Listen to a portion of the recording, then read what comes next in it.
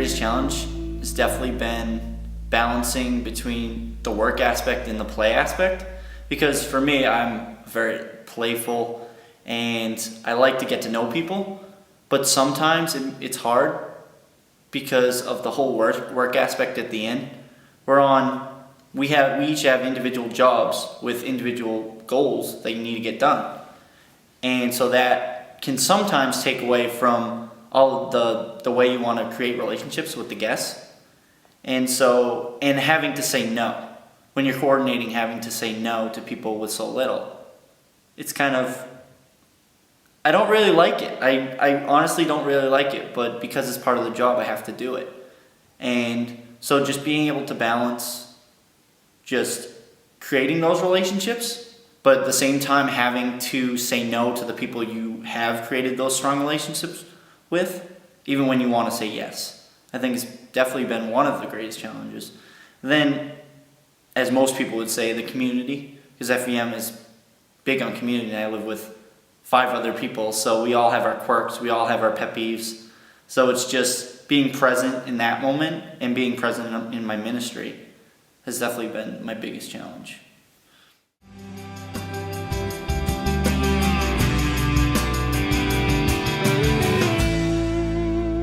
Definitely my greatest joy is the children at the inn.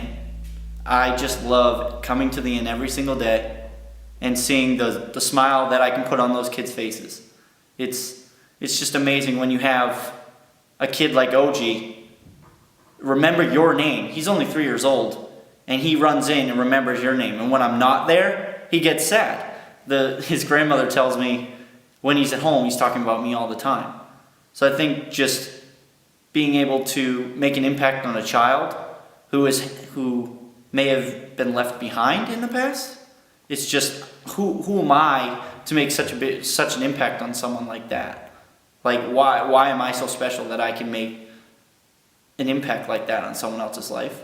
But so that's just such a great feeling, and it brings me joy. Like in this retreat we've done a lot. A major theme has been, where do you find joy? And I think going to work and seeing that hope in not only the guests, but the children who have so much potential and who have so much life to live. But living in Kensington, that potential can be put down really easily. So if I can just be a role model to them, that just brings me so much joy, and that's what keeps me coming back.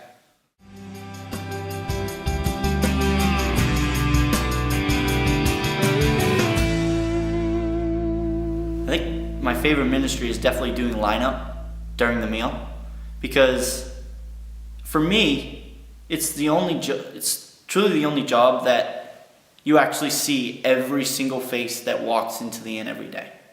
And so whenever I'm outside, I try to request doing a lineup. Sometimes you got to do tickets, but I request, because especially in the singles line, you get to talk. You have a chance to talk to every single person who walks through that door, and especially the people who are first in that line before the 5 o'clock at the 4:30 meal, before that 5 o'clock time. You literally can create a relationship with that person, and then when they come in the next day, some of them will remember that conversation. You can continue. And I think what goes hand in hand with that is, one of my favorite things to do is make people laugh and make people smile. Because for me, that was one of the main things I wanted to do coming to Kensington and coming to a place like that. Because the guests at the inn, they don't have much joy. They don't have much happiness that goes on, just because of all the stuff they go through. So if I can make them laugh, if I can make them smile, it may be the only chance that they get to forget all the crap that goes on in their lives. They get to forget all the bad that goes. So if I can just have them let loose and laugh and be able to make a fool out of myself to make them feel comfortable, then it just keeps me coming back, and it makes it all worth it. Because even though I see all the bad, it's when they smile and when they let loose, it just makes me feel good, and that's why it's like my favorite ministry.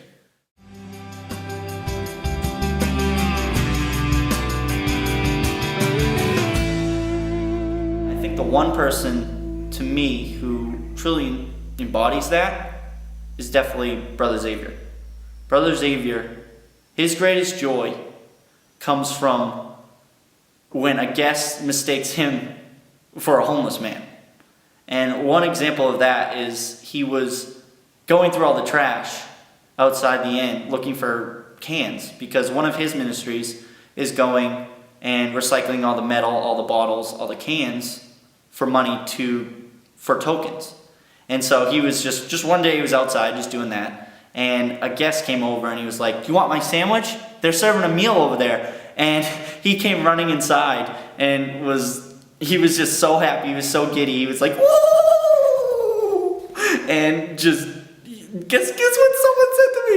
He was taking me as a guest. And so he just gets so much joy because we truly live where we serve, and he's done that for the past 30 years of his life. He's the longest tenured person at the inn. And just to imagine a person be able to give up so much of his life to one place is just amazing. And I wish I could somehow do that in my life.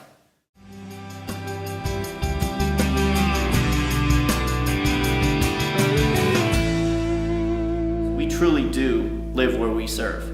And coming in, I knew those were the words you truly can't gauge what those words mean until you come to a place like Kensington, until you live right down the street, like 10 feet from the inn, or 2 blocks away from a church in Camden, or right across the street from a church in Wilmington.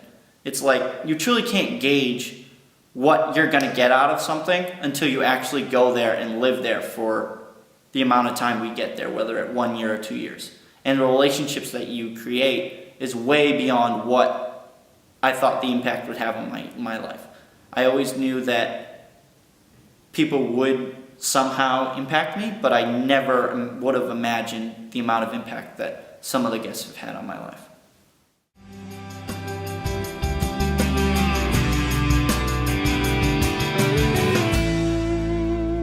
I've definitely grown an appreciation for everyone back home, especially in a time that has been hard for my mother.